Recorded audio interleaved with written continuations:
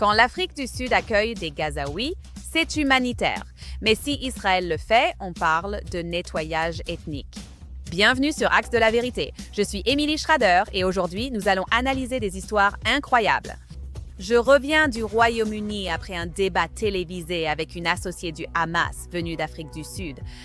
Et disons simplement qu'il n'est pas reparti en souriant. Nous allons analyser ce débat, révéler comment l'Afrique du Sud s'est transformée en terrain de jeu pour le Hamas, puis plonger dans deux histoires absolument folles. Enlèvement massif d'enfants chrétiens au Nigeria et une opération de financement du djihad au Minnesota avec l'argent des contribuables américains. Allons-y!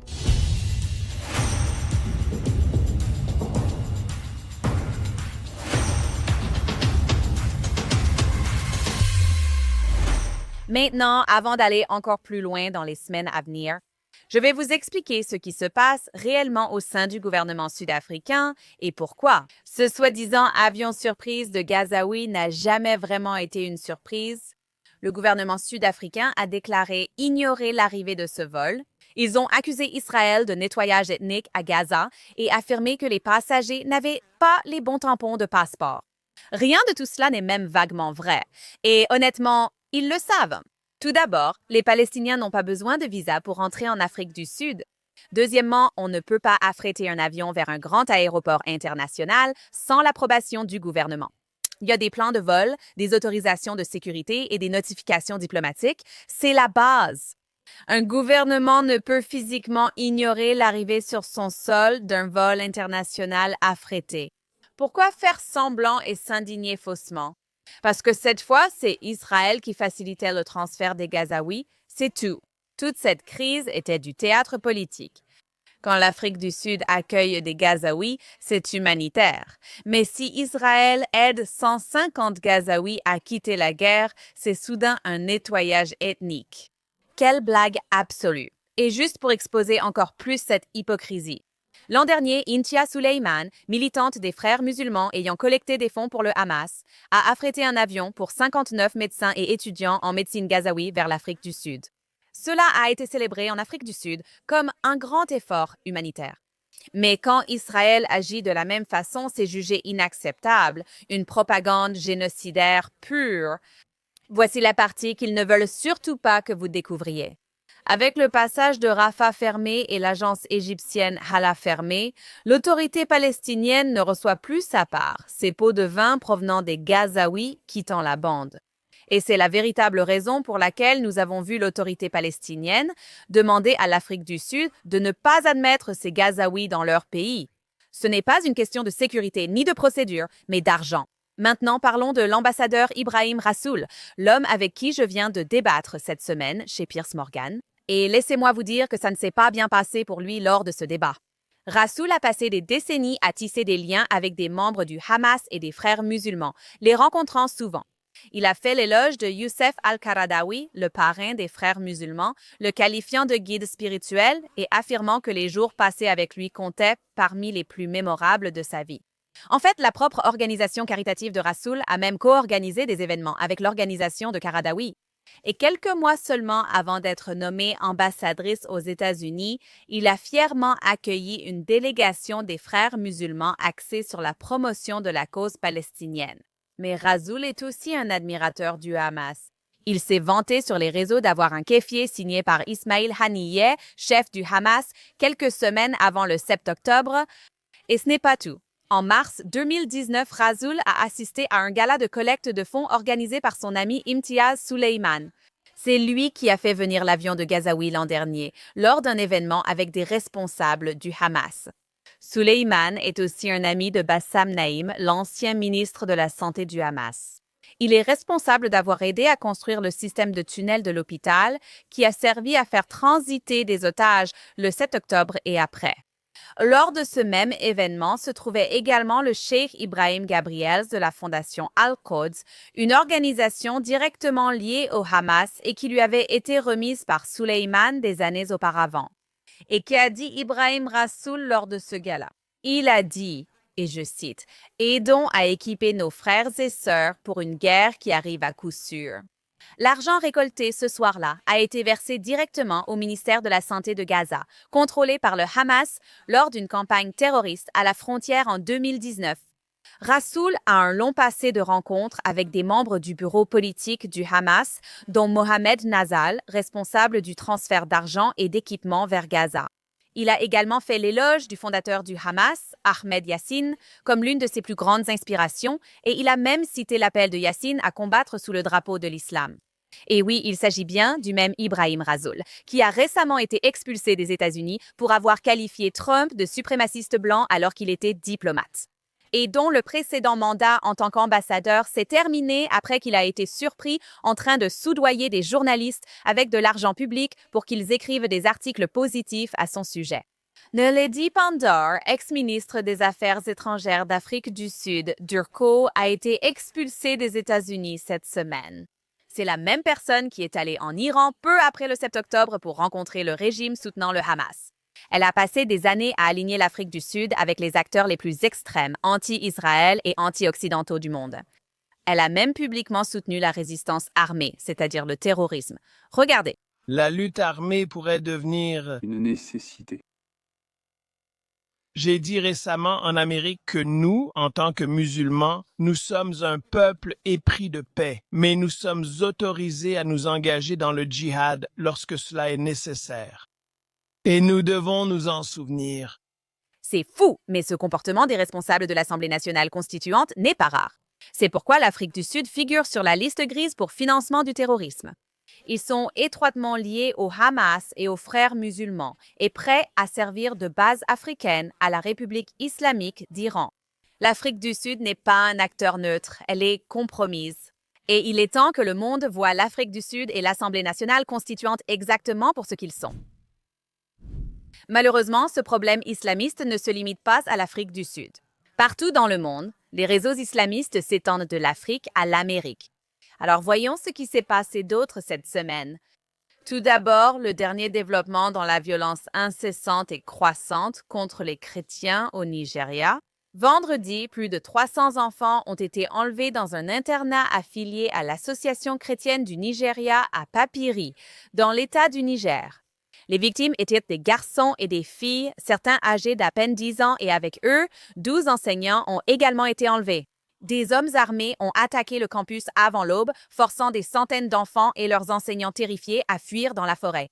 Tout cela fait partie d'une campagne systémique de violence contre les communautés chrétiennes menée par des djihadistes islamistes Peul et d'autres groupes terroristes qui continuent d'agir en toute impunité.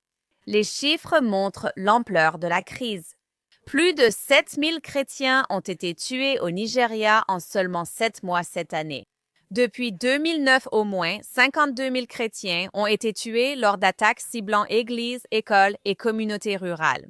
Des villages détruits, des religieux exécutés, des enfants enlevés à leurs familles sans retour. Et pourtant, malgré l'ampleur de cette horreur, les médias internationaux et la plupart de la communauté internationale continuent de l'ignorer. Cette attaque n'est que le dernier chapitre d'une longue et sanglante campagne que le monde refuse de reconnaître. Et la réponse n'est guère plus qu'un murmure. Les djihadistes islamistes Pearl et d'autres militants continuent de frapper la nuit lors d'attaques brutales.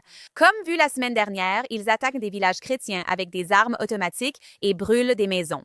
Et le monde a montré, par son silence, que la vie des chrétiens au Nigeria ne suscite pas la même attention ni la même protection que celle des autres. La communauté internationale doit reconnaître qu'une campagne systématique de violence djihadiste contre les chrétiens se déroule en temps réel et agir en conséquence. Maintenant, cette prochaine histoire est absolument incroyable et devrait indigner chaque contribuable américain, car ce que nous voyons ici n'est pas seulement une fraude aux aides sociales. Il s'agit d'une opération internationale de financement du djihad menée depuis le Minnesota en utilisant l'argent des contribuables.